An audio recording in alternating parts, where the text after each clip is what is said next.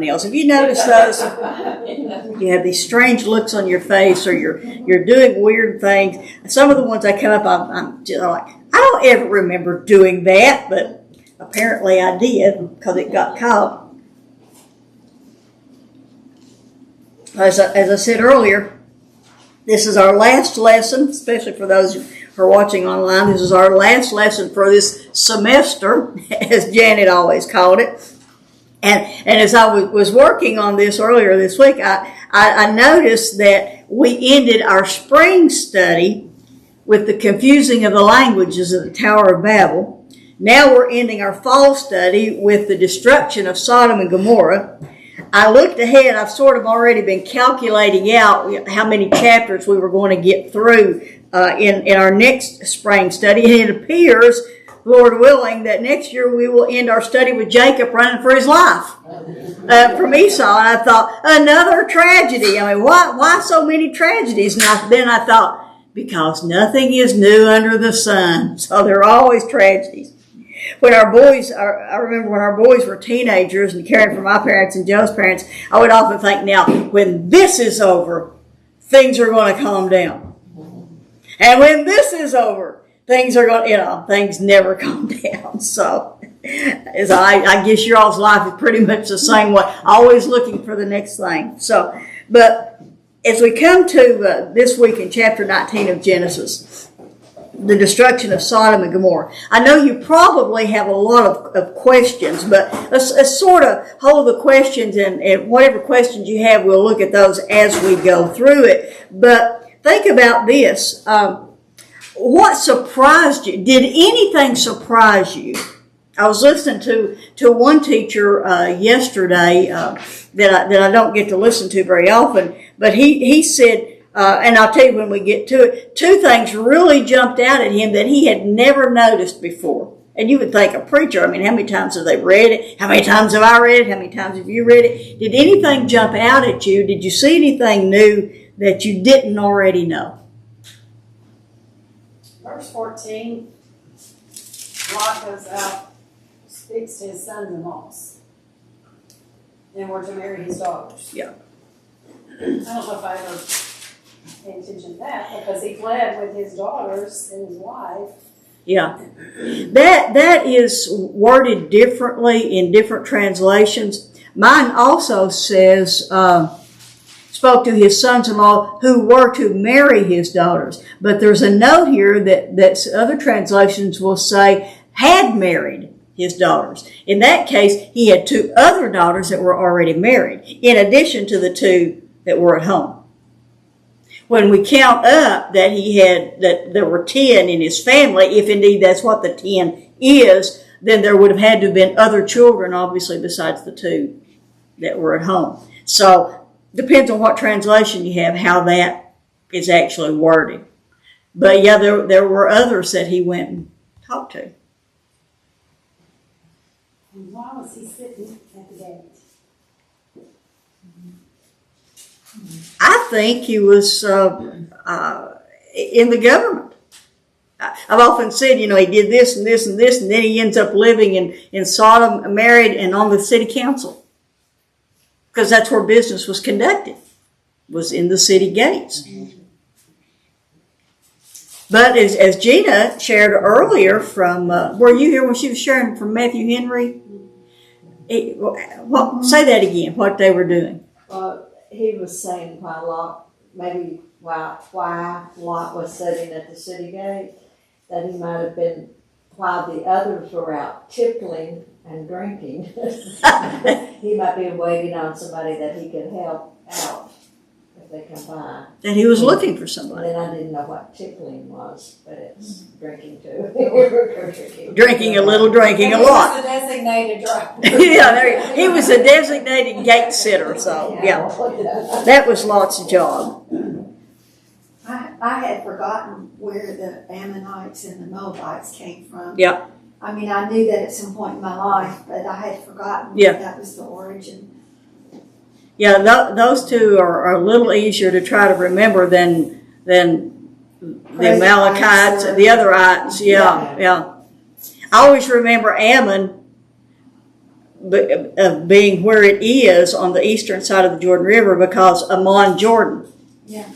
That's how I connect that one in my mind. Yeah. Did I think Ruth was from the Moabite? Ruth was a Moabite, exactly. What's really interesting about that, and I didn't write this down, I can give you what I think are the numbers, but somewhere in Deuteronomy it says that something to the effect of they are to have nothing to do with the Moabites up to the, I think it was maybe the 11th generation or something. It's like, well, that's odd that it would put it that way. But if you count them up, Ruth was of the 11th generation. So not to have anything to do with them until Ruth comes along. But of course, they don't name Ruth by name. I thought that's just really interesting, the numbers and how it fits like that. Well, after reading this chapter, I'm not real sure why they call Lot righteous in the New Testament. Yeah. It kind of puts a stretch on it, doesn't it? Sure does. Yeah, yeah. You know what, we were talking about, and Red said, you know, if he was considered righteous, he said the rest of the city must have been just the pits. Yeah, exactly. That's exactly right. He was righteous in comparison to him. I mean, he was very righteous in comparison to the rest of them, but why would you even call him that?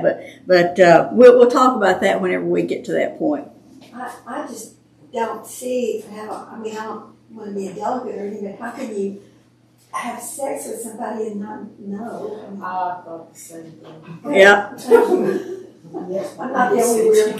I mean, I guess it's, Wine, if you're drunk enough. Yeah, I mean, drunk it. if you're drunk. Man. This is being recorded, remember. You know, we've had so many lessons we had to keep PG, so. Sorry. We're not any. It was all Jean's fault. Yeah, that's right, exactly. So, yeah, but I guess if you're drunk enough, I wouldn't know. But we'll talk about that. We'll move on. We'll move on. Moving on, as Joe says. Moving on. What is it? He says, forging ahead. Sunday mornings, forging ahead. We'll get off track a little bit, chasing some rabbit, and Joe reel us back in and say, forging ahead. All right, what else?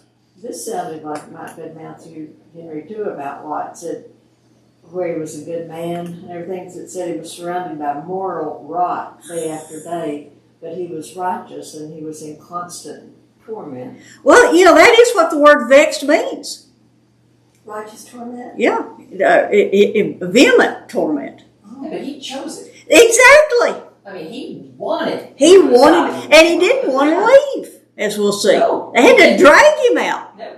Yeah. So- Was the city that bad when he first moved there? Yeah, I think so. yeah. I think he had wickedness in his heart because he wanted to live there. He wanted to go there. I mean, yeah, we'll talk about that. All the way back from the very first word we have on Sodom is how wicked it was. Birds of a feather. Yeah, exactly. Other thoughts? Anything that hit you on reading it? Okay, so there are a lot of different titles. One of the things that John Barnett teaches in his How to Teach Scripture or How to Study Scripture for Yourself is to take a chapter and you read it over and over and over, and you title. First of all, you give it a title. You title a chapter, and then, as I had in your lesson, one of the things to do is write a summary of it. If you do that, then you know that you understand what this chapter is about. So I always try to think of a title for the chapters, and some of the things. I mean, many titles could fit for this one. In fact, he has done it. John Barnett has done it so many times. He makes himself choose a different title every time he does it for a chapter. But there are a lot of titles we could use for that. We could title it Lot's Second Rescue. He's already been rescued once in chapter 14. Another title is Justice is Served.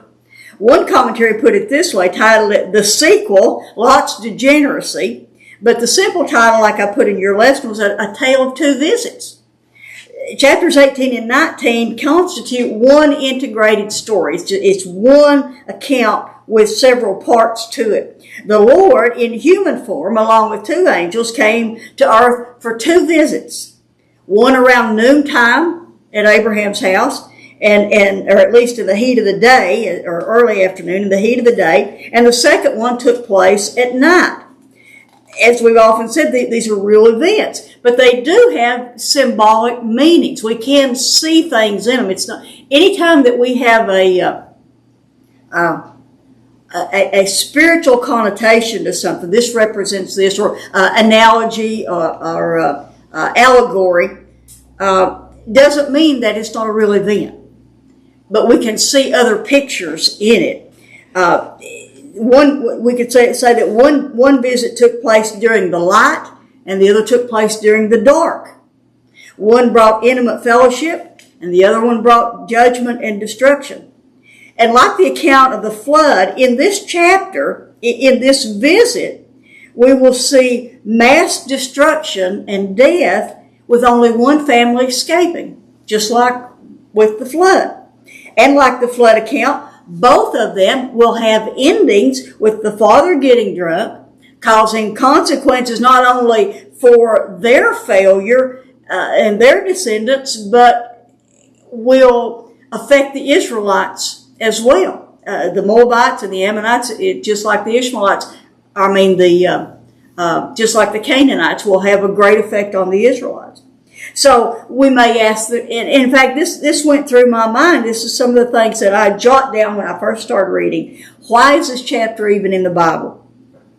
This is the first chapter since chapter 11 where Abraham does not play a significant role. He's been pretty much the main character in every chapter so far. In fact, he's only mentioned in verses 27 through 29. But I guess we could say that his actions in chapter 18 played a significant role in what takes place in chapter 19 in how the account turned out. But when we studied chapter 16, the account of Hagar, what I said at that time, and I asked that same question, why is this chapter even in here? Other than to know about the Ishmaelites and to know about the birth of Ishmael. This chapter is important for the Israelites and for us to know about the Moabites, as Sandy said, and Ruth was a Moabitess, and to know about the Moabites and the Ammonites. But it wasn't until I started studying this chapter that I started noticing, I failed to understand that the main reason that all of these things are in Scripture are for what we can learn from them. It's for the Israelites' future, and it answers some questions. Where do these people come from? But the main reason is for us to learn from them. In Romans 15, verse 4, Paul says, "For whatever was written in earlier times," speaking, of course, about the Old Testament, "it was written for our instruction, so that through perseverance and the encouragement of the Scriptures, we might have hope." That's why all of this is important. All Scripture, no matter how seemingly insignificant, even the genealogies are important for the perseverance and the encouragement so that we might find hope. 27 times throughout the Bible, Sodom and Gomorrah are used as illustrations or examples of evil and destruction. I started thinking about it, and so, several of them came to mind. This one, I remember Jesus saying this, or of course, we talked about Peter said this, and Jude says that. So I did a search on my eSource software, and 27 times they're used as an example, a picture of evil and destruction. 18 times in the Old Testament, 6 times by Jesus himself in the Gospels, and then, of course, there's Peter and Jude. But this chapter is very important, not only for the Israelites, but it's very important for us as well. So as I began studying this, the first thing I jotted down was, we think we know this story so well. Did you think that when you started reading this? Well, I know what happens here. But do we really? some of the things that we said earlier, do we really know the things that take place? So as we said, this chapter is a continuation from chapter 18. In verses 16 through 22 of chapter 18, we find the Lord and the two men, whom we know as the angels, are leaving Abraham and Sarah's tent. Verse 16 of chapter 18 says, Then the men rose up from there, looked down towards Sodom, and Abraham was walking with them to send them off. Then in verses 17 through 19, we see the Lord, and again, there are differences of opinion on this. He's either musing to himself, or perhaps, as some commentary said, he's talking it over with the other two angels, discussing whether or not he should tell Abraham what he's about to do. So then, in verses 20 through 21, he decides, and he does tell Abraham. The Lord said to Abraham, The outcry of Sodom and Gomorrah is indeed great, and their sin is exceedingly grave. I will go down now and see if they have done entirely according to its outcry, which has come to me, and if not, I will know. And then in verse 22, it says, Then the men turned away from there and went towards Sodom, while Abraham was still standing before the Lord. So all of this has taken place sometime after the heat of the day. I think of the heat of the day of being the late afternoon when it's the hottest, but pretty much it's referring to noonish, or early afternoon. But with all of that and that huge meal that they prepared and they ate, it's likely now late afternoon or even early evening by this point. So then we come to chapter 19, and verse 1 says, Now the two angels came to Sodom in the evening. So it's about 35 miles or so from Hebron, where Abraham lived, to Sodom. That's like from my house to Morristown. I know that because Joe drove that every day for almost 40 years. But it's a long way. 35 miles is a long way, but these are angels. Now, time and distance are not important to them. They could have been there like that, if that had been the plan. So I got to thinking about that. They arrive in Sodom in the evening. And since time and distance don't actually matter to angels, that means that they arrived there at exactly the time they were supposed to arrive there. That was when they needed to be there. And so where is Lot? He's sitting in the gate of Sodom. The city gates was the place where business was conducted. We see that all over the Old Testament. One, speaking of Ruth, that comes to mind at the end of Ruth, I think it's in chapter 5, where Boaz goes to the city gate and has this conversation with a man who is actually nearer kin than he is. But that's where all business is taking place. You can find it all throughout Samuel and Kings. I mean, ever since there is a king, this takes place at the city gates. Or even before kings. So Ruth would be before the kings in the time of the judges. But anyway, the city gates were the place where business was conducted, both personal and governmental business. Most scholars agree that Lot held some position in the government. Like I've always said, he lived there, he was married, he had kids, and he was on the city council. But as I've studied that, there may be other reasons. I still think he was part of the government, but there may be other thoughts. But the fact that he's sitting there in the evening, the thought that came to me was maybe he was working the night shift. Yeah, maybe he was low man on the totem pole, and he got everybody else. He got the dregs. Everybody while they're out drinking and tippling and whatever it is they're doing. He's sitting there at the city gate. Yeah. So, but we've seen Lot's progression. Remember, in chapter 13. Let me turn back to that. Chapter 13, as he and Abram parted ways, we saw in verse 10 that it says, And Lot lifted up his eyes and saw all the valley of the Jordan, and it was well watered everywhere. This was before, and we know that Moses is adding this in. He's clarifying this for the Israelites. This was before the Lord destroyed Sodom and Gomorrah, like the garden of the Lord, like the land of Egypt as you go toward Zoar. So Lot chose for himself. He made the decision. All the valley of the Jordan. And Lot journeyed eastward, and they separated from each other.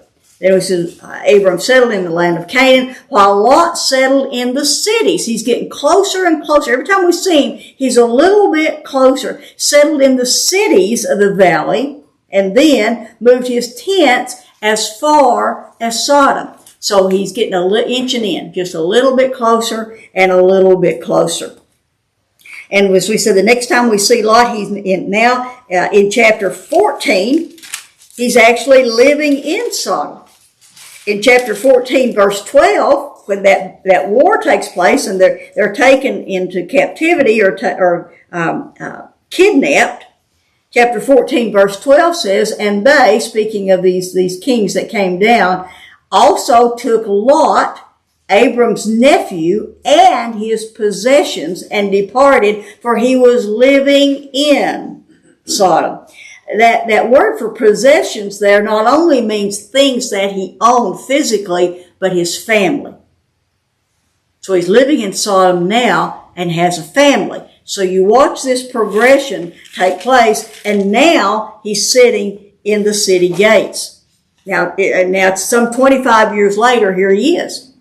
From the time he left Abraham till now, it's been about 25 years, and he's sitting in the city gates. And I have to wonder, it crossed my mind, I wonder if that rescue that Abraham did, rescuing not only Lot, but all those others you remember that he brought back, I had to wonder if that rescue of not only Lot, but that huge number of people by his uncle Abraham had anything to do with his acquired political position. Did he run on that platform? Here was my uncle was the one that brought all y'all back. You need to vote for me if they voted. Did that give him credibility in their sight? Clout, exactly. Gave him clout and perhaps acquired for him that political position. Henry Morris said that perhaps Lot had congratulated himself on coming so far in life, that he'd done so well financially, politically, and community-wise as a godly man living among such an ungodly crowd of people. He'd kept his morals while all the others around him were immoral. And as we mentioned earlier in 2 Peter 2, 7 and 8, Peter refers to Lot as a righteous man. And we're just like, we have a problem with that. We just can't see that. And Peter goes on to say that his soul was vexed, as the King James put it. And the word vexed means tortured. He was tormented. But yet he stayed here. He may have been vexed, but he wasn't vexed enough to make him leave that paycheck or that status. I have a question. Yeah. We went back and looked at those verses where Lot moved closer and closer into the city. Mm-hmm. And his choice was to go to Sodom. Was he protecting Abraham from choosing that city, if indeed it was as bad as it was? I don't think so. I think it was purely selfish, because chapter 13, when it says, chapter 13, verse 9. Verse 8. Then Abram said to Lot, please let there be no strife between us, with all the animals and everything.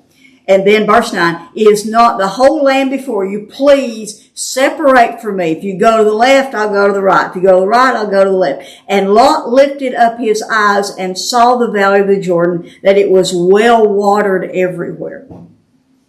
It says like the garden of the Lord. It was like the Garden of Eden. And remember, Seth Seth was still living at this time. So they had heard basically from those who lived and maybe had seen the Garden of Eden from a distance, or they at least heard the stories firsthand. It just was pure greed. Yep. I wonder if Lot's wife had anything to do with it. Yeah. Because she really didn't want to leave. I mean, she was looking back and got that whole unfortunate Yeah. assault thing, Yeah. you know. Yeah. She didn't want to leave. Yeah, she didn't. And I think she played a great role in it, but he did not know her until he moved there. He already had that greed Yeah. before he got there. She was enjoying a country club. Exactly. If you read J. Vernon McGee, I mean, he goes, how folksy he is. He goes into great detail about the society and the things that she didn't want to leave and the things that she did. So he was vexed, but not vexed enough to make him leave. So Henry Morris said, what a perfect picture Lot exhibits of a modern day carnal Christian. Oh, yeah. As I read that, I was reminded of the church of Thyatira in Revelation. The church of Thyatira tolerated the evil that was around them. There's a difference between tolerance and compromise. Tolerance means you do you and I'll do me. However you want to live is fine with me. You just do you and I'll do me. Compromise means, oh well, I'll join in. I don't really agree, but to not rock the boat, I'll join in. And Lot did both. He tolerated what was going on around him, and he compromised because the wealth and the status and all the things that he had was too great for him to walk away from. Sounds like a politician. Exactly. Well, he's sitting in the city gates. There he is. I thought about Proverbs 31 because in Proverbs 31, her husband sits at the gate. Sits at the gate. Yeah. He has an important position. But at any rate, that's who he is. And now here he is, and the two angels arrive. So back at the rest of verse 1. So Lot was sitting in the gate of Sodom. And when Lot saw them, these two angels, he rose to meet them and bowed down with his face to the ground. That's exactly the same thing that Abraham did. He jumped up, he went to him, he bowed down, the same word, with his face to the ground. In verse 2, and he said, now behold, my lords, lowercase l, this is sirs. He does not know that they are angels. It's a term of respect. Sirs, please turn aside into your servant's house and spend the night, and wash your feet, and then you may rise up early and go on your way. So notice now, Lot's living in a house. Not in a tent anymore. A house is a permanent structure, a permanent residence. He had settled down and was at home. When we studied the book of Revelation, I remember this. I was struck by the number of times that the phrase, those who dwell on the earth, was used. I'd never realized that before, but if you look for that phrase, it's used over and over and over. Those who dwell on the earth. The word dwell means to settle down and be at home, to be comfortable. Those who dwell on the earth. Abraham lived in a tent. He was a sojourner. This world was not his home. But Lot had arrived, or so he thought. He lived in a fine house, had a fine job, had a family, had all that he could ask for. He was dwelling. He was dwelling, exactly. Had a bed, didn't have to sleep on the ground. Yeah, exactly. But at least Lot hadn't forgotten how to be hospitable. Maybe he That was learned. a big thing back then, wasn't it? Hospitality. Absolutely. That was what their lives were based on. But maybe he'd learned that from his Uncle Laban. I sort of doubt that was a common occurrence in Sodom, but he still had that. That was one of those things that was ingrained in him.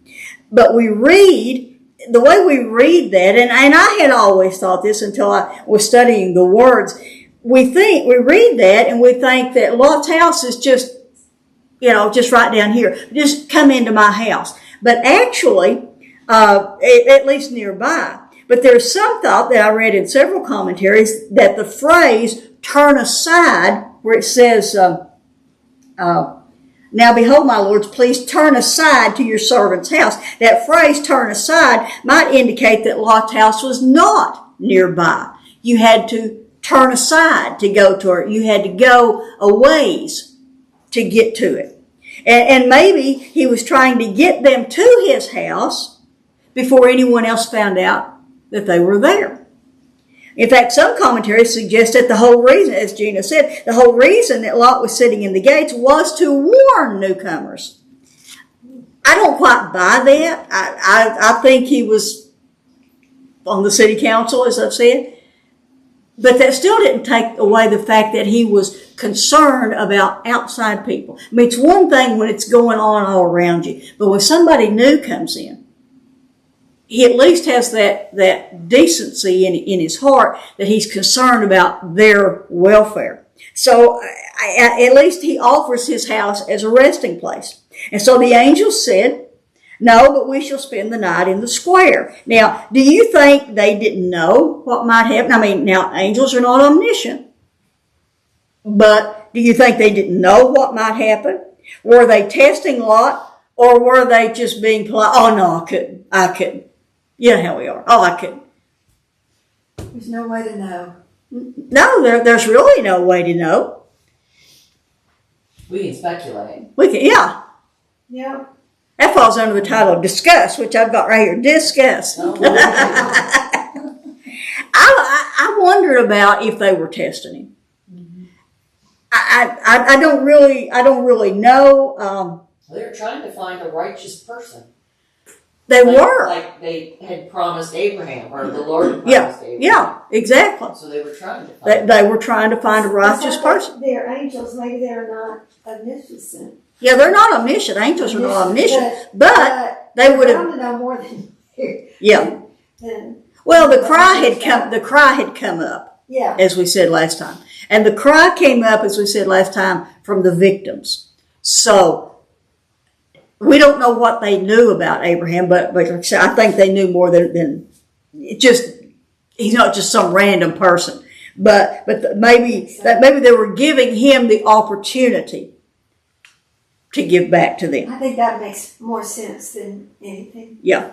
So then, sorry. No, we were just Okay. So then, somebody took a breath. So then, verse 3 says, "Yet he, Lot, urged them strongly." He urged them strongly. The NIV said he insisted so strongly. The King James Version, he says he pressed upon them greatly. This was not just adamant. There was an urgency to it. because he knew. He knew what would happen if they found them there. He urged them strongly, so they turned aside to him and entered his house and said he prepared a feast for them. He did the feast. Maybe his wife was not so hospitable. Maybe she didn't like having strangers. Desperate housewife thing. Yeah, exactly. And he, Cook. yeah, she didn't want to cook. So then he fixed them unleavened bread, and this is the first mention of unleavened bread in the Bible. You know, some of the commentaries would go off on it. He recognized, that they were messengers from the Lord, and this was a worshipful offering. I think it was for the sake of time. And actually, that's what Sarah may have prepared. It just doesn't call it that.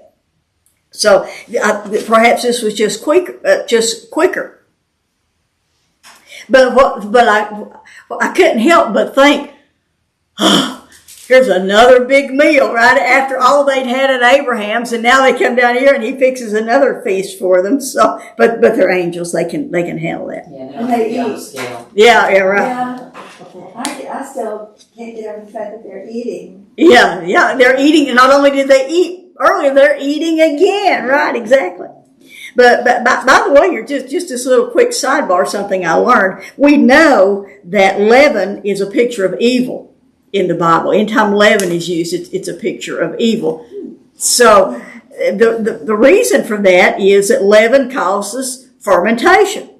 But there is something that leaven or yeast does that depicts that, and I had never picked up on this until I read it this week, and that is that leaven puffs up. Oh, that's cool. Isn't that cool? That's cool. Your bread rises, but it puffs up. What's the thing that God hates? Pride. Puffed up, exactly. I just thought that was a cool tidbit to throw out. Very cool. But then verses 4 and 5, Lot's attempt at secrecy didn't work. Before they lay down, after they finished his meal, before they lay down, the men of the city The men of Sodom surrounded the house, both young and old, all the people from every quarter.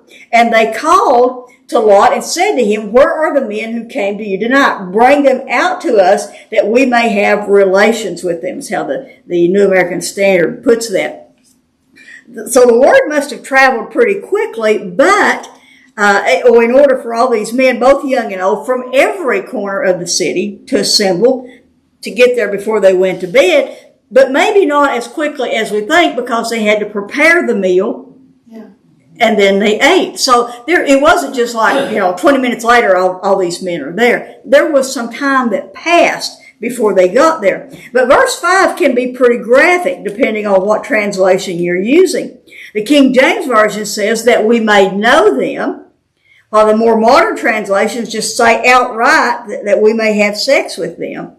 And as I was reading this, I thought of a scene from The Shawshank Redemption, if you've all seen that movie, where the new prisoners are being brought into the prison, and all the old prisoners are yelling out, fresh fish, as they're coming in. Of course, the new prisoners are terrified. And you can sort of imagine that same kind of atmosphere here with these men. They're saying, we're not given the details of what's being said, but we can imagine that it's very gross and it's very vulgar, the things that are being said. And if there was anyone else there at Lot's house besides angels, if the men had been anybody else but angels, they would have been shaking in their boots. But of course the angels are not. A very similar scene takes place in Judges 19, verse 22. It's almost identical, an identical situation. However, the results are, as this might have been had Lot's guests not been angels. If you read that, it's horrible. It's horrible what happens. But here's the idea where many reject the idea in our more modern society. Many reject the idea that what was happening here was the sin of homosexuality. They say that the sin of Sodom was the failure to show hospitality to the strangers. I've read that. That's if you do much research online, that will come up often. Or at the very worst, a picture of gang rape because of so many men. The modern church calls this social justice. They were guilty of not being hospitable to them. And they hold to the King James Version, believe it or not, translation, using the word to know them. We want to know them. They say, well, we just want to get to know. We just want to know who's at Lot's house. Who had Lot invited without telling us? We wanted to welcome them too, but you didn't allow, There's a reason why it's called sodomy. Exactly. That's exactly right. But what I try to do when there's an opposite view on something, what's being said in the world, I try to share that so you will know what others are saying, so that you can be prepared to deal with some of the backlash that you get. The word know there can mean to get to know someone better. It's the same word that's used in chapter 18, verse 19, where God says, I have known Abraham. But Lot asked him not to do that. Wait a minute. We're not there yet. Oh, sorry. Hold that just a minute. Okay. It's the same word. What I'm trying to say is this is where they get it. Okay? This is the reasoning behind that. I think if they were to go back and see what the Hebrew word Yes, know but is, it is used for an intimate relationship. It's the no between Abraham and Sarah. It is that, but it is also used for good friendship. The Hebrew word is also used for good friendship. If you look back in chapter 18, in verse 19, that is the same word where it says, God says, I have known Abraham. I have chosen Abraham. I've known Abraham. I know him better than he knows himself, essentially. And it can mean a very close relationship. However, what we have to do, if we want to know how the word is really being used, you have to look at the rest of the context of the verse. In chapter 19, The word in verse 5 of chapter 19 is the same word in verse 8 of chapter 19, where Lot offers his daughters who have not known a man. So, or as the NIV puts it, who have never slept with a man. If it means physical relations in one verse, it's got to mean that in the other verse. Obviously, it does not mean that in chapter 18. Entirely different context. But whatever's used in one verse here has to be the same as what's used in the other verse. They get this hospitality thing from Ezekiel chapter 16, verses 49 and 50, which says, and I'm reading it out of New Living Translation so you can hear it in our language a little better. It says, Sodom's sins were pride, gluttony, laziness, while the poor and needy suffered outside her door. She was proud and committed detestable sins, so I wiped her out, as you have seen. That's pride, laziness, and what? Gluttony. Pride, gluttony, laziness, while the poor and needy suffered. That's what the world is saying that was the real sin that was going on here. It wasn't what you think. No, it was because they were not hospitable, they were lazy, they were gluttonous, and that was the real sin. We don't have time to dig into that Ezekiel scripture, but again, it's all about the context. If you go back and read Ezekiel, what the rest of the context of that is, you'll see that God is calling Israel and Judah. He's calling them Samaria and Sodom. It's an analogy to what these cities were. He's not saying that's why they were destroyed. Could it have been both? Huh? I was just saying, could it have been both? Well, they did those things, but that's not why they were destroyed. There were a lot of others that were lazy and gluttonous. And Okay. Where was that in Ezekiel? Ezekiel 16, 49 and 50, but that whole chapter of Ezekiel 16 is where he does that. But that's what false teachers do. You have to be very, very careful who you listen to. That's what false teachers do. They take a bit here and a bit there and make it say what they want to say. But what we have to ask is, what does the Bible say in its context? The context is so important. Genesis 13:13 says, Now the men of Sodom were wicked exceedingly, with a vengeance is what that exceedingly means, and sinners against the Lord. Genesis 18:20, the outcry of Sodom and Gomorrah is great indeed, and their sin is, again, exceedingly great. And this doesn't even take into account the 27 times all throughout Scripture where they're used as an example of wickedness and sin. In fact, in verses 6 and 7 of Jude's just one chapter, so you just have verses. Verses 6 and 7 of Jude, he compares the deeds of the men of Sodom to those fallen angels back in chapter 6. Jude says, And the angels who did not keep their own domain, but abandoned their proper abode, he, that is God, has kept in eternal bonds under darkness for the judgment of the great day, just as Sodom and Gomorrah and the cities around them. Remember, Sodom and Gomorrah are the two biggest cities, but this also includes the other three. Yeah. The cities around them, since they, in the same way as these angels did, indulged in gross immorality and went after strange flesh, are exhibited as an example in undergoing the punishment of eternal fire. And by the way, strange flesh here is even beyond homosexuality or lesbianism. And so just to keep this G-rated, I'm not going to go into the details of what that is. But the bottom line is their sin was not inhospitality.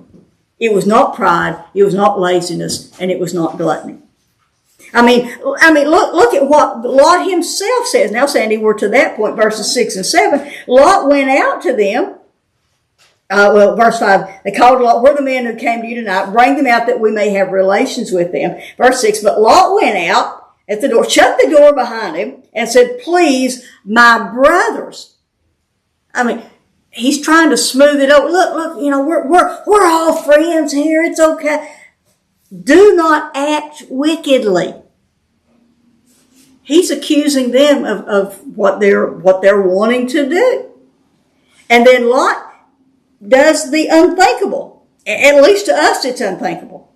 Lot says, now behold, I have 2 daughters who have not had relations with man. Please let me bring them out to you and do to them whatever you like, only do nothing to these men, inasmuch as they have come under the shelter of my roof. Like I said, that is unthinkable to us. But that's because of their culture. Exactly. That's what I was going to say. It's not unthinkable to other cultures then or now. Right. In the Muslim world today, they Yeah. still think women are They child. don't value women. Yeah, exactly. Lot offered his daughters to guard his guests. In these Eastern Oriental countries, hospitality ranked even higher than the protection of one's own daughters. And as we said, that same thing happened in Judges 19, 22 through 25. Exactly the same thing, only with disastrous results. But even today, as we were just saying, the things that other cultures do today are unthinkable to us. The marriage age for girls, if I'm not mistaken, it was lowered to age 13 in Iraq. And it's even 9 years old Yes, it is. in other places. Other cultures simply don't think like we think.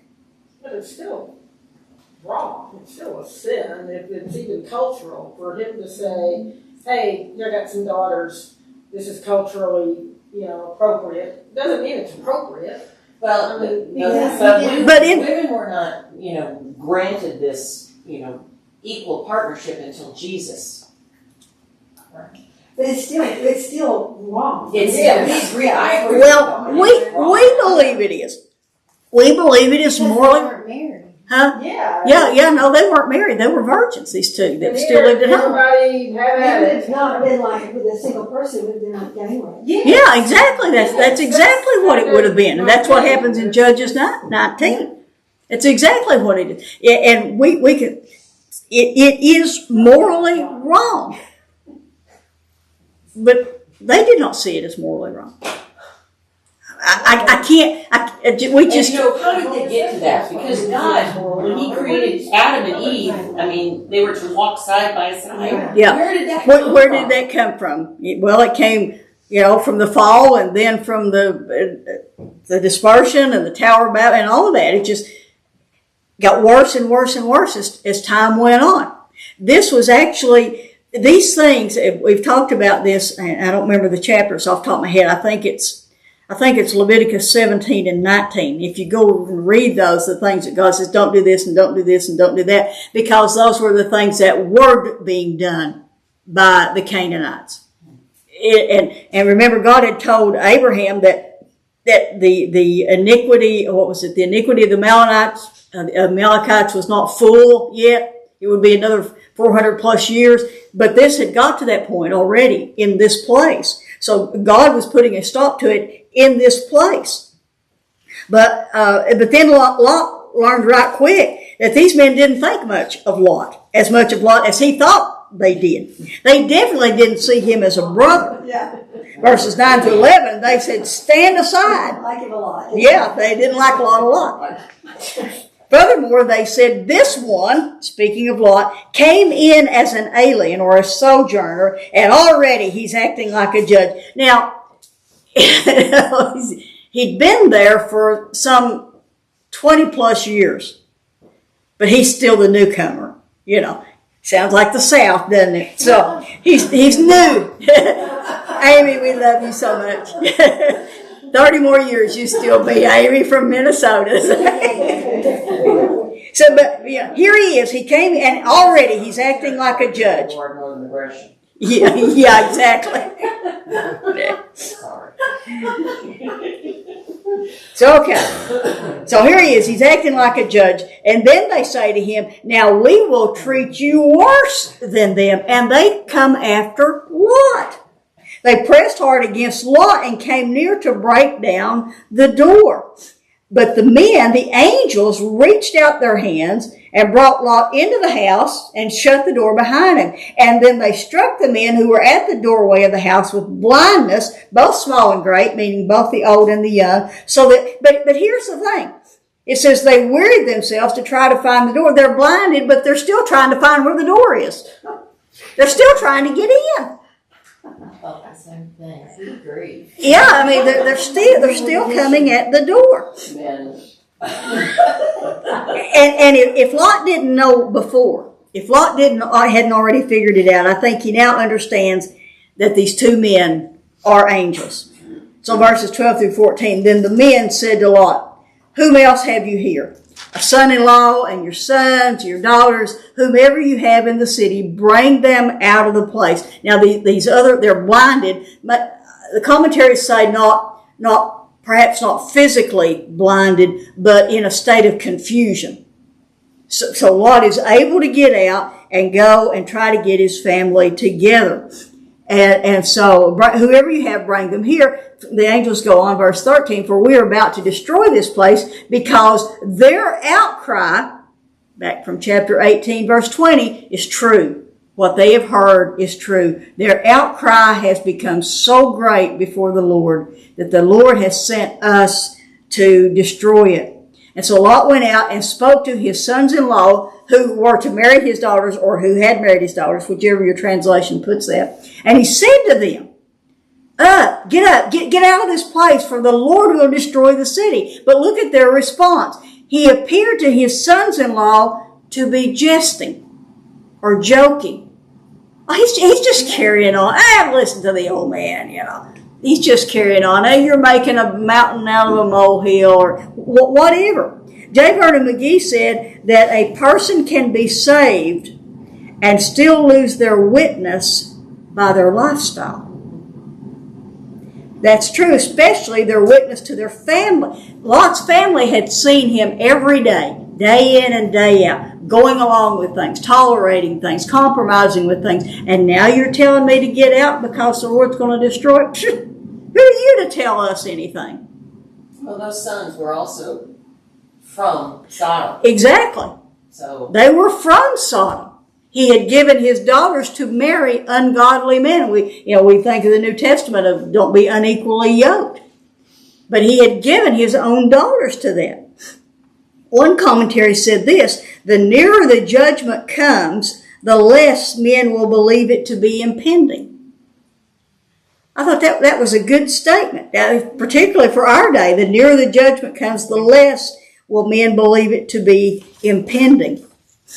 But now look at the time frame, verse 15. When morning dawned. Okay, now the angels got there in the evening. Two angels came into Sodom in the evening. So now morning had dawned. This had taken place, had gone on all night long. And the angels urged Lot, saying, up. And we noticed that. That's interesting. That's the same thing that he said to his sons in verse 14. Up, get out of this place. Anyway, verse 15, the angel said to Lot, up, take your wife and your two daughters who are here, lest you be swept away in the punishment of the city. That's interesting word, that's what my translation says, swept away. That's interesting because that's exactly the same phrase that Abraham used. Back in chapter 18, verse 24, his first question to God when he says, suppose there are 50 righteous within the city, will you indeed sweep it away and not spare the place?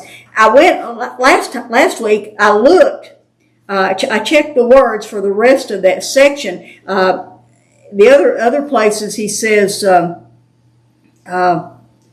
will you not destroy it? And God says, I will not destroy it. So those are two different words, sweep it away and destroy it. And I thought, okay, I really didn't see what the point with that, but I see it now. He said, get out of here lest you be swept away in the punishment of the city. The King James Version says consumed. The word literally means to be scraped away, like you just scrape something off.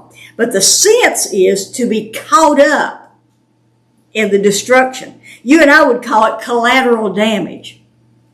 I have a question. Yeah. About that. You know, there he says, like, hurry up and get out, with the implication that if you don't, you're going to be swept away with everybody else. But then later it says, you're going to talk. I know exactly where you're going with that, because I thought the same thing. Well, what he's talking about is later he'll say, I can't destroy this until you're out. So one, it seems like it's. But you'll get to that. Well, I struggle with that. Yeah, I did too. But what I think that is the choice is yours. I can't destroy it until you're out, but if you choose not to leave, you'll be swept away. You'll be caught up in the destruction. Not that the judgment is on you, Okay. but you're caught in it. Like a flood of water. You're caught in it along with everybody else. Not that the righteous did anything wrong, but if they choose not to heed God's word, like I said, the floodwaters, they'd get washed away along with the wicked. That's why the word swept away rather than destroyed. And when Abraham said, suppose there are 50, you wouldn't sweep them away, would you? You'd give them an opportunity to get out. And so they was given the opportunity. The angels are saying, you got to get out of here before it's too late. But what did Lot do? Verse 16, he lingered, he hesitated. So he hesitated. So the angels, seized his hand and the hand of his wife and the hands of his 2 daughters. I thought, okay, there's 2 angels, and each one of them's got one by the hand. One of them's got Mr. and Miss Lot, and the other 2's got the 2 daughters. And it says, for the compassion of the Lord was upon him, and they brought him out and put him outside of the city. God could have destroyed these cities without telling Abraham or without telling Lot. But because of his great mercy, the angels grabbed them by the hands, literally drug them out to save them, I imagine, and kicking and screaming all the way. Sometimes if we won't move, God moves us. Then one of the angels gave Lot 4 commands and a warning. Verse 17. And it came about when they had brought them outside that one of the angels said, escape for your life. Do not look behind you. Do not stay anywhere in the valley. Escape to the mountains. And then the warning, lest you be swept away, lest you be caught up in the destruction. You know how hard it is not to look at an accident Yeah. go by? I mean, for somebody to say, don't look behind you now. Ooh. Yeah. Just the fact that he said don't look. Yeah. You know, I know he's sitting in the restaurant, I know it's like, don't look now, but that guy over and whoever you're talking to. Of course you do. Of course you look.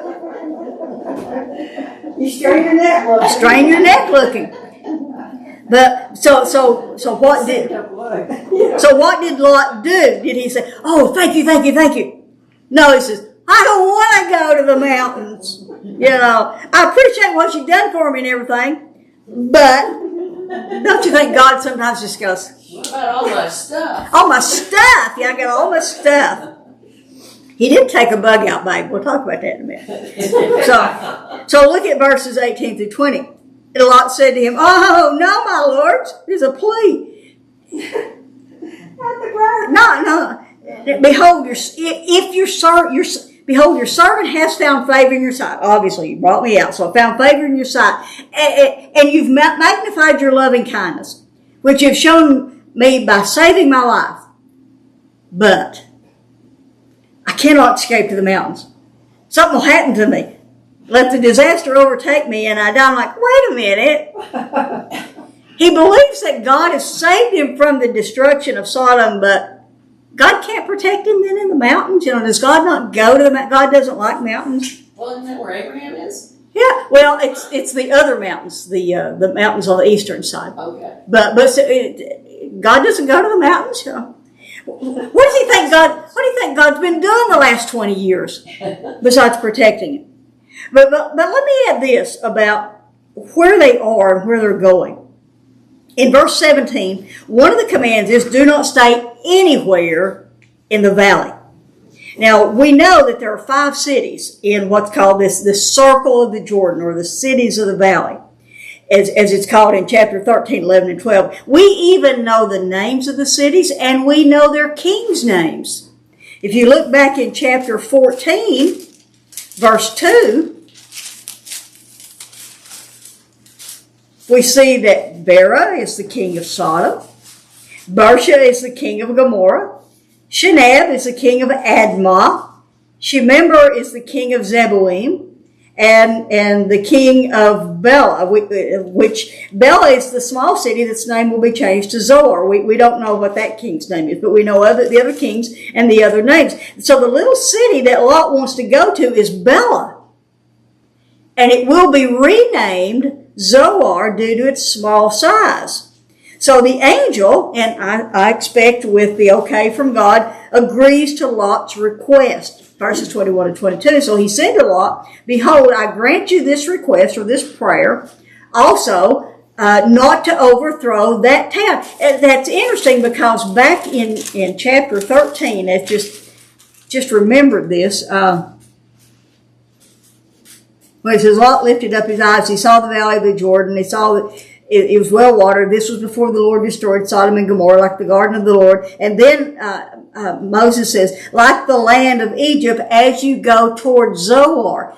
The Israelites would know that city of Zoar as Zoar. They would not know it as Bela.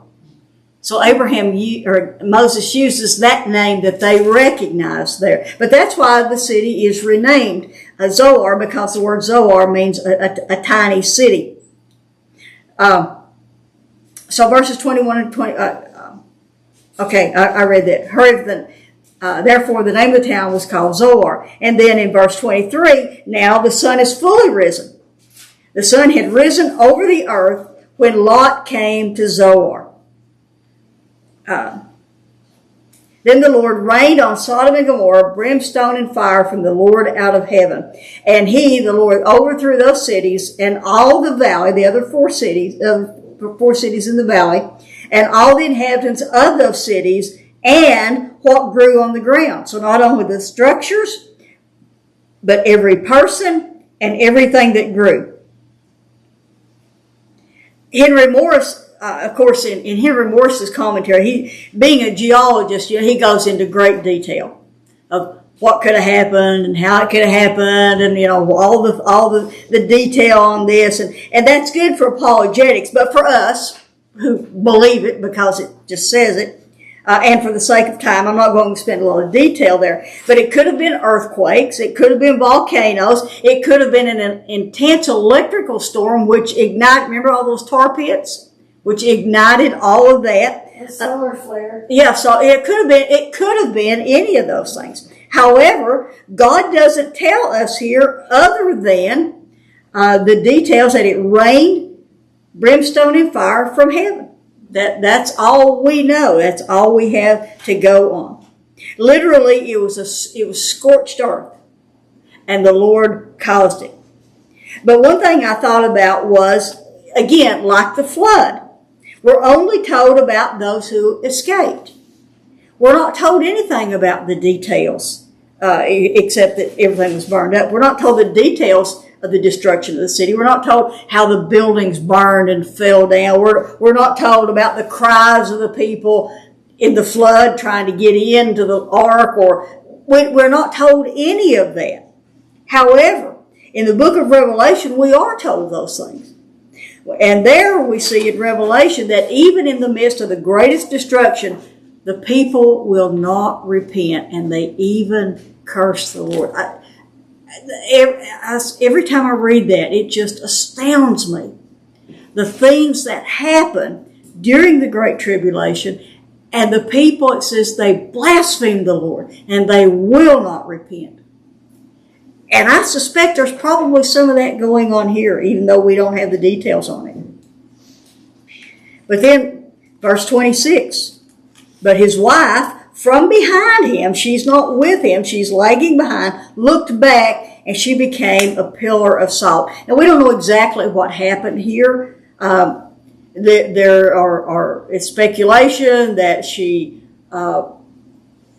was crying out for her children that were still in the city, that, a lot of different things. Then there's even the other side, as we said earlier. She didn't want to leave because of her position, because of her possessions, all those different things. We don't know exactly why she was lagging behind or why she looked back. Morris, again, among others, say that with the earthquake, the waters of the Dead Sea or the volcano ash encrusted her as she hesitated or turned back. And I understand that there are salt pillars there today that the Arabs call Lot's wife. Has anybody here been to the Holy Land? Yeah, I have. Okay. Did you see those? Yeah. Mm-hmm. Because I know that there are some in each group that have, and so so there are these.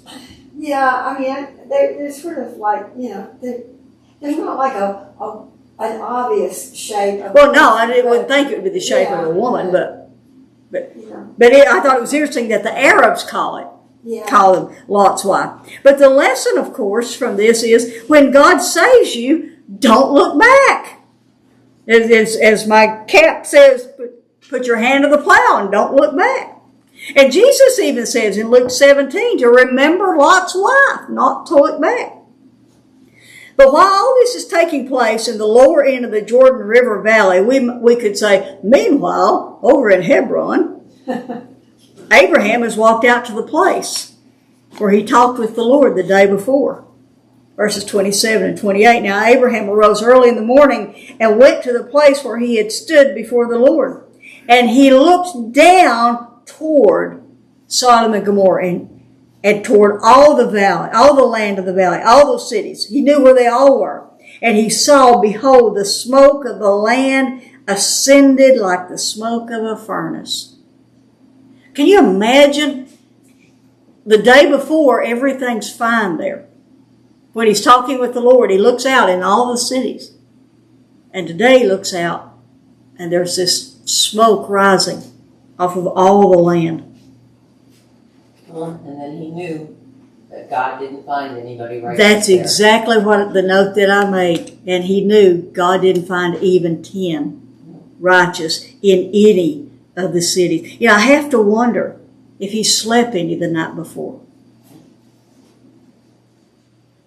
And I imagine as soon as it's daybreak, as soon as it's light enough to see, it's when he goes and looks. I'm surprised he didn't go to Sodom and get Lot and his family and take them out. I bet he wanted to. Yeah. I bet he really did. But we're not dealing with the kings of the north now. We're talking about God's judgment. Yeah. Exactly.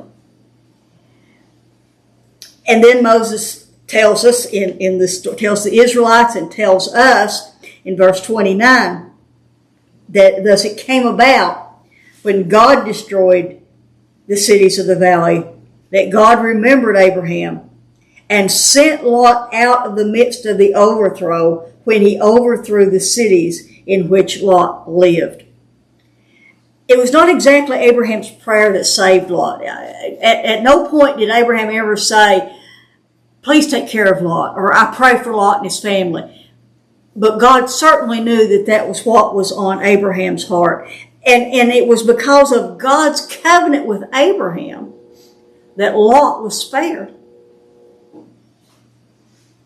We talked about that before, that common grace. Because of the covenant with Abraham, Lot was spared. And that's encouraging to us with our children. It is. That although we know God has no grandchildren. Well, right, and they have to make their own decisions. But I do think that there's a certain amount of grace extended absolutely. to our children. I think you're exactly right. Because of our faith. Yes. So the Lord answers Lot's prayer then and lets him and his daughters go to Bela, which will be named Zoar because of its small size. But they don't stay in Zoar after all. Why is that? We don't know. We don't know why. It says, and Lot went up from Zoar and stayed in the mountains. We don't know why. Perhaps it was Mrs. Lot that wanted to go to Zoar. or to go to Bela. It wasn't Abraham's idea to start with, and when she's gone, he doesn't stay there. Another thought is, most scholars think that Zoar was the city that was in the middle of the 5 cities. It was the closest one for him to go to. But think about this. It's raining fire and brimstone, and you're the only one that escapes, and you come to this small city. What are they going? Are they going to eye you suspiciously? Are you bad luck? How did you get out of there? Maybe you're the only one to escape, I see. Or maybe his eyes are open and the same immorality is taking place there. Maybe they tried to grab him. We don't know why. We just know that at any rate they leave for the mountains. And one commentary said, now Lot liked God's advice better than his own.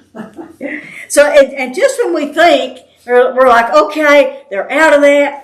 If you don't know what's coming next, you heave a sigh of relief. We think the immorality can't get any worse. And then we come to verses 31 through 36. Well, verse 30 said he was afraid. He was afraid. Yeah. He was afraid to stay in Zoar, whether it was whether they were the immorality that were trying to get him, or they were eyeing him suspiciously. What did you call it? Whatever it was, it caused fear to stay. And the word "stay" there means to dwell. He couldn't settle down and stay there, and so he stayed in a cave. He dwelled in a cave. He and his 2 daughters. So then we know what happens there.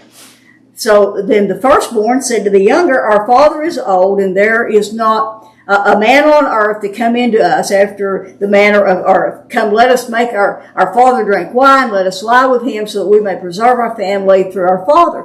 So they made their father drink wine that night. The firstborn went in, lay with the father. He did not know when she lay down, when she rose. In the morning, firstborn said to the younger, basically, I did this last night, we'll do this again tonight, and you can go in. So verse 35, they made their father drunk again. The younger arose and lay with him, and he didn't know when she came in or she got up. So verse 36, thus both daughters of Lot were with child by their father. And the first thing that came to my mind as I read that was, where did they get the wine?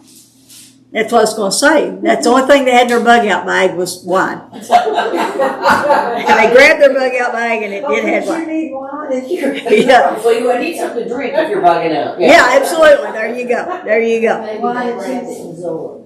Yeah. Oh, yeah, that's right. That's where they probably got it. But I just thought, where'd they get that wine? They're in a cave, At least with Noah, we know that he had time and he had planted vineyards and he made the wine. But this is not years in the making. This is the next few days, apparently. Well, those girls must have thought that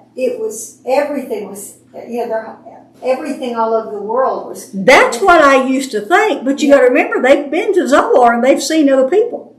Well, right, but since that's true. I mean, that's a good point. But they were saying because there's no man alive.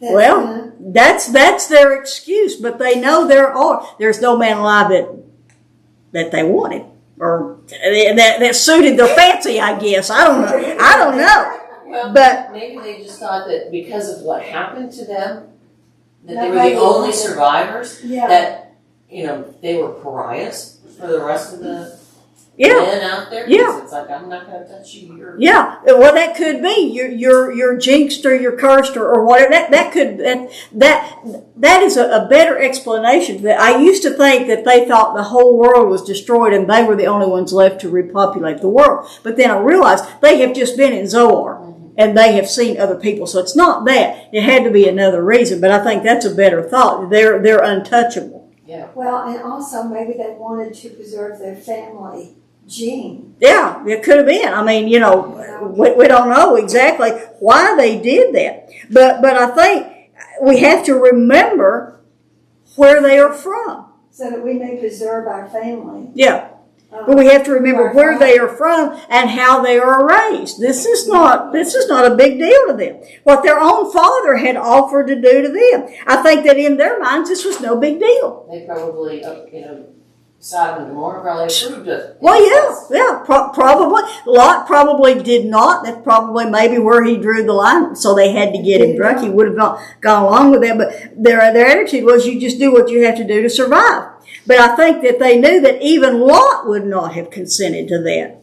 And so therefore they got him drunk. So how old would he have been at this point? If they're calling their daddy old, will that be a reason that he didn't want to go up any further than where they went? He was physically unable to? Or No, that came up. I remember reading that somewhere, that he didn't want to make that arduous climb into the mountains. But They probably thought he was 30. He's old. oh yeah, what did we think was old? Right. Exactly. But I think I think he just did not want to go. But then once whatever happened, whatever he saw in Zoar, says it's worth going for. We'll get out of here. But one commentary said Lot was able to take his daughters out of Sodom, but he was not able to take Sodom out of his daughters. So then Moses gives us the rest of the story. Verses 37 and 38.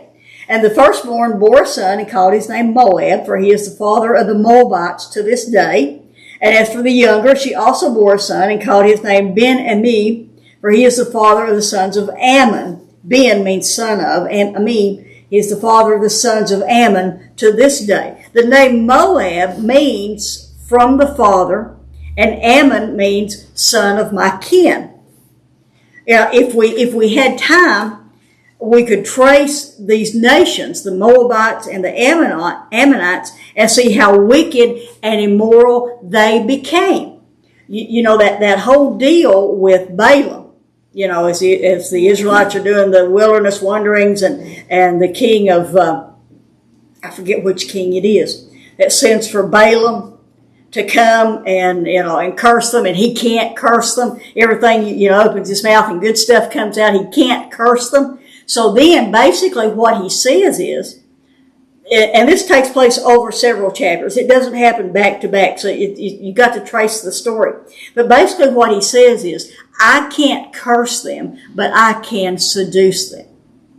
And so this king, and it may be the king of Moab at that time, but anyway, whoever it is, the Moabites seduced the Israelites, caused them to intermarry. And it is from, I'm not sure which one of them it is from, but between the two of them, the Ammonites and the Moabites, one of them brings about the child sacrifice god Molech, is where that god originates from. So, righteous Lot.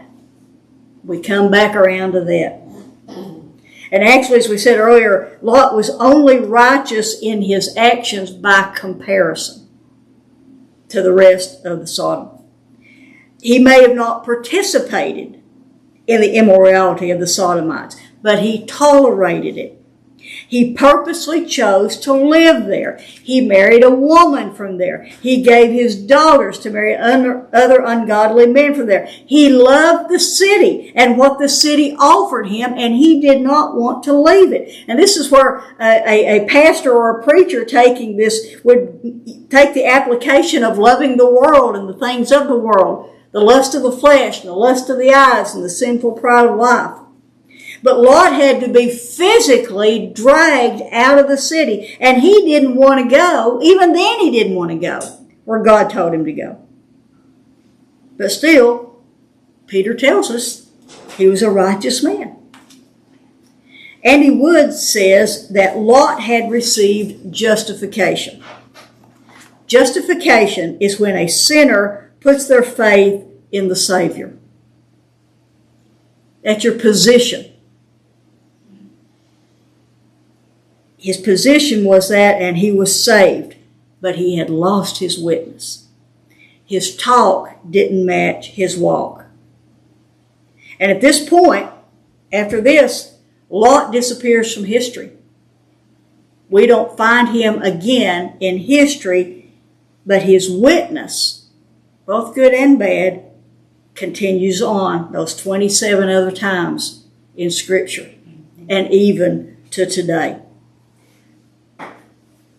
So he knew that he was the father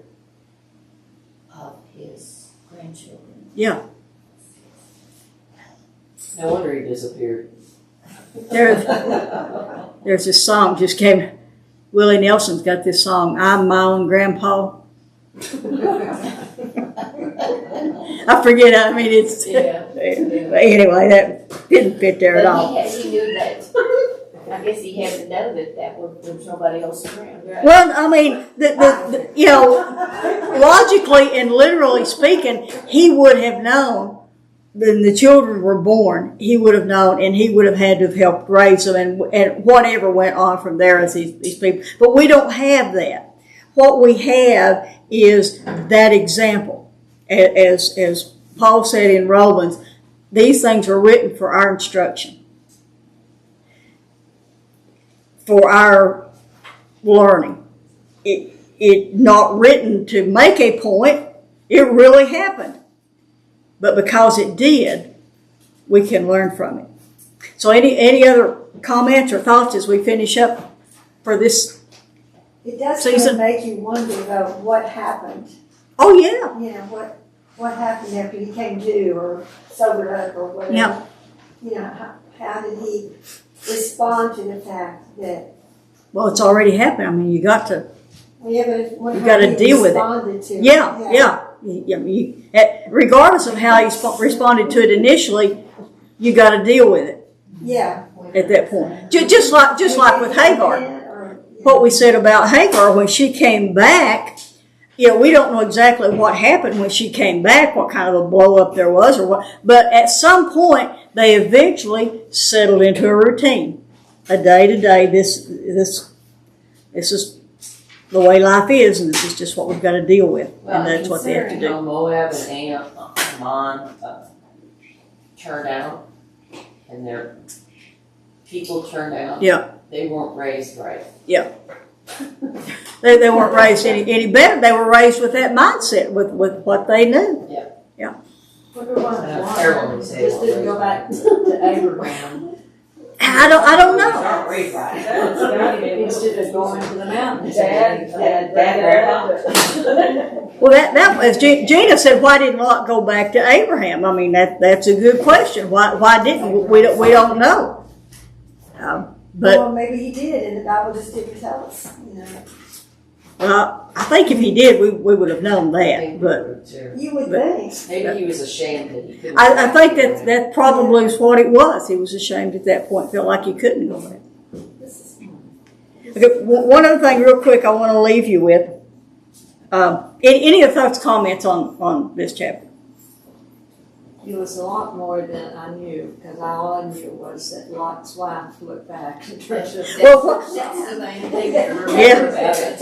what I mentioned, I forgot to mention this earlier, but this guy was listening to said two things that he saw in it that he had never seen before. Let's see if I can spot where they are. Verse 16, the compassion of the Lord was upon him.